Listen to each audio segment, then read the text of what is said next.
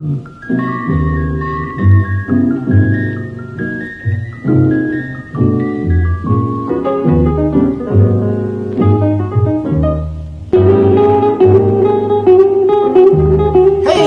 is the network. Once again, I'm Pat Freeman, the Mighty Oba, here with my good friend Chris Stevenson. How you doing, Chris? What's going on, Pat? All right. Once again, we're back in controversy. A lot going on. Your good friend, your political ally, Sarah Palin, is back in the news. She's not my and political you've ally. answered her again. Yes, I have. What do you think about the recent Sarah Palin controversial remarks? Well, you know something, and I said a lot of this on Policy and Prejudice, where I think she is an attention junkie.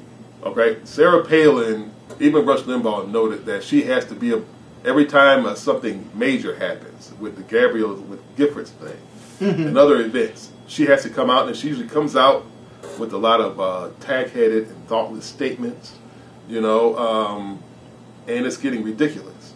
What she did this time was almost ruin a very good State of the Union address, or I should say ruin the memory of it. Right. Okay. Obama gave one of the best State of the Union addresses in some time. A lot of people, Ever. Yeah.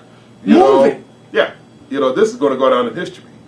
She comes down, and what she does, she misconstrued a statement that he made regarding winning the future. And she turned it into a WTF statement. Now, you know what WTF means in social media. Mm-hmm. All right. You know, and she kept saying this over and over again. So her jealousy and vindictiveness towards Obama is clouding her judgment. You know, and she's going too far. You know, and it's really time for the GOP to put a gag order on her. Isn't it a lot of them? We're at the point that various organizations are boycotting Glenn Beck. Various Jewish groups are upset with Glenn Beck now. Some of Rush Limbaugh's comments are basically have been out of line. No one can criticize Obama's handling of the Tucson massacre and assassination on Congressman Gifford.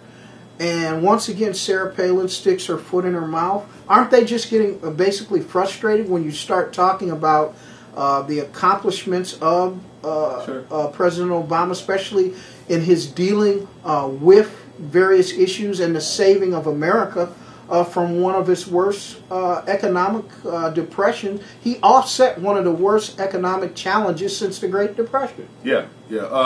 What's going on here is they are very frustrated with Obama. They have to undermine everything he does. And it's not necessarily, I don't think they have a problem with the economic system being saved. I think they have a problem with it's a black man that's doing that. And that's what's causing a lot of the remarks, and it's fueling a lot of the angst that's coming from quite a few of them.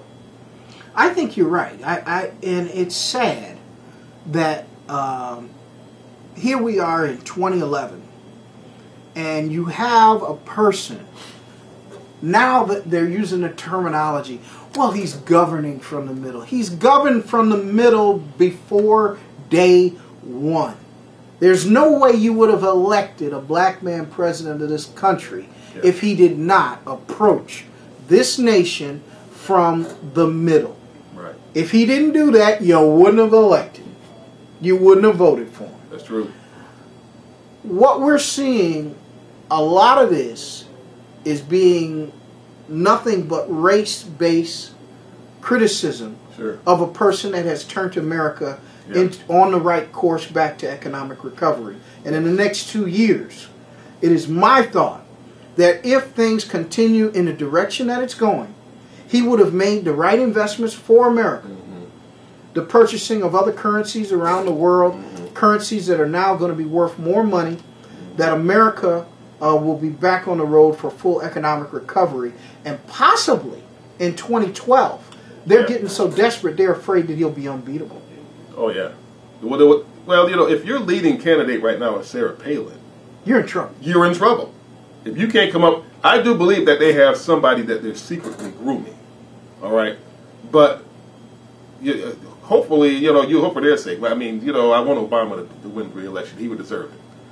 But, it's my only fear is how absurd it is. The only thing I compare this criticism of Obama to is, and a lot of people don't know about this, is the late Reginald F. Lewis, who was he's the first black billionaire in the United States, and formerly the head of Beatrice, and he is a leverage expert, leverage king. He knew how to buy up lots of companies using other people's money.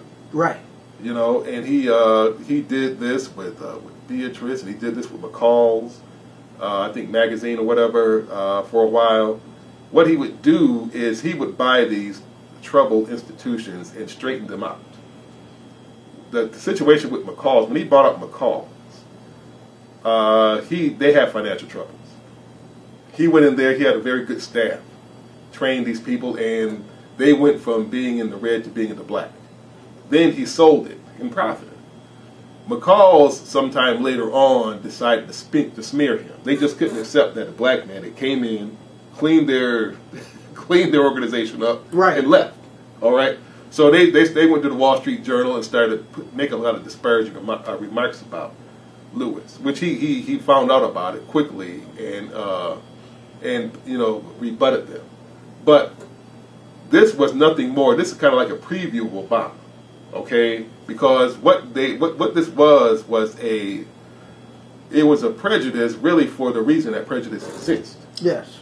Okay, and that was that they were really coming down hard on a black man who had exercised his full potential. He had learned the white man's game to an extent.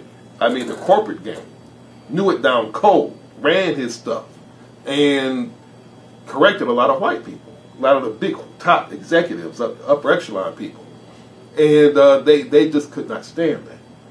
And I see it today happening with Obama. You want to know about Reginald Lewis? Buy that book. Why should white guys have all the fun? Right. It's co-written. I forget the guy's name from years back, but it's written by Reginald Lewis, who wrote most of it before he passed away. Right. But this thing with Obama, I see the same thing. What they're saying, Obama does all this thing, as you alluded to. He has straightened out a lot of our economic woes. Now Republicans, they're saying, oh, he's the worst president ever. How can he be the worst president ever? Not even close. Not even close. He's going to go down as probably the top 5. Top 5. Okay. Easily. And we're going to talk more about that on next week with part 2 of this segment. We're going to talk about some of the legislative accomplishments of Obama. More than 90 pieces of legislation passed during his first 2 years. He's only increased, they always talk about the deficit, but he's only increased the deficit by $2.5 trillion, and Bush increased it by $6 trillion. So Obama is right on target for making this nation back to where it was during the Clinton administration glory years. He's faced the same type of adversity. Clinton lost control of the Congress, if you remember, in '94, but his economic policies began to kick in, and he was unbeatable in '96. I think the same thing is going to happen for President Obama. I want to thank Chris Stevenson for being here with us again on the network. He and myself host this program. We'll be back here with part 2 of this, as we look at the Obama accomplishments in the first 2 years, first 18 months of his administration. Really, it's the first 24 months at this point. His first 2 years, he's passed more than 90 pieces of legislation, more than any other president in recent history. We'll be back here next week on the network. Thanks again, Chris. Thanks a lot, Pat. All right. And thanks to the listeners and the watchers.